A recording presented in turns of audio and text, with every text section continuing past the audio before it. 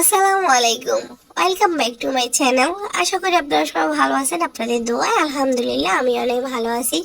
অনেকদিন পর নতুন একটি ব্লগ নিয়ে আপনাদের মাঝে আবার চলে আসলাম। তো আজকে আপনাদের সাথে নতুন একটি রেসিপি শেয়ার করব। তো আজকে রেসিপি হচ্ছে শুটকি বিরন। আমাদের নোয়াখালীতে এটাকে শুটকি বিরন বলে। তো আপনাদের এখানে এটাকে কি বলে আমাকে কমেন্ট করে জানাবেন। তো অনেকদিন আমি অসুস্থ থাকার কারণে তাই কোনো ব্লগ আপলোড দেওয়া হয় নাই। আর আমি যদি পুরোপুরি সুস্থ হয়ে যাই ইনশাআল্লাহ নিয়মিত ব্লগ আপলোড দেওয়ার চেষ্টা করব। তো আপনারা আমার জন্য বেশি বেশি করে দোয়া করবেন। আর আপনাদের যদি আমার চ্যানেলটি ভালো লেগে থাকে অবশ্যই লাইক কমেন্ট করবেন আর আমার চ্যানেলটি সাবস্ক্রাইব করবেন।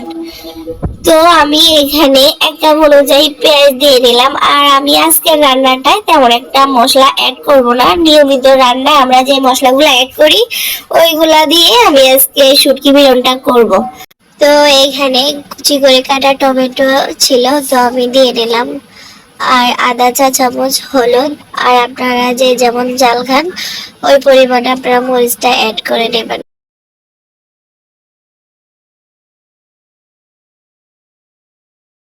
মশলাগুলো কষিয়ে আমি এখন এটাতে রসুন দিয়ে নিব।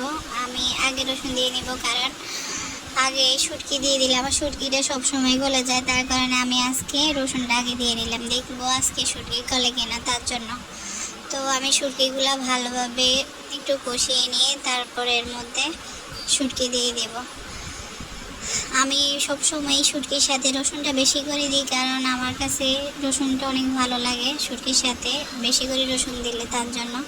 আপনারা চাইলে আপনাদের যার যে ইচ্ছা মতো নিয়ে নিতে পারেন, কম বেশি নিলে সমস্যা নাই। আমার এখন শুটকি আর রসুন ভালোভাবে কষে আসছে, তো আমি এখন পরিমাণ মতো পানি দিয়ে দেব। আর আমি আমার মায়ের হাতের শুটকি রান্নাটা অসাধারণ লাগে। আমি আমার মায়ের হাতের রান্নার মতো করতে চাচ্ছি, যদি হয় তাহলে তো ভালোই। তো আমার শুটকি রান্না প্রায় শেষের দিকে। তো আমি এখন আমার শুটকি রান্নাটা হয়ে আসছে, আমি এখন একটা বাটিতে বেড়ে নিচ্ছি। তারপর আমার জিহ্বায় পানি চলে আসতেছে। এখন আবার বয়স দেওয়ার সময় যে মানে অনেক স্বাদ হয়েছে আসলেই, মানে রান্নাটা আমার অনেক মজা হয়েছে আজকে।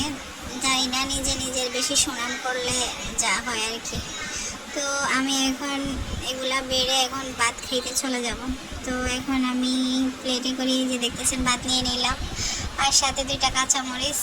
এমনিতেই অনেক ঝাল হয়েছে, আমার কাছে একটু ঝাল খাইতে আমি অনেক পছন্দ করি। আর আপনাদের যদি আমার ভিডিওটা ভালো লেগে থাকে অবশ্যই লাইক কমেন্ট করবেন আর আমার চ্যানেলটি সাবস্ক্রাইব করে দেবেন। তো সবাই ভালো থাকেন, সুস্থ থাকেন। আজকে ব্লগ এ পর্যন্ত। আল্লাহ হাফেজ।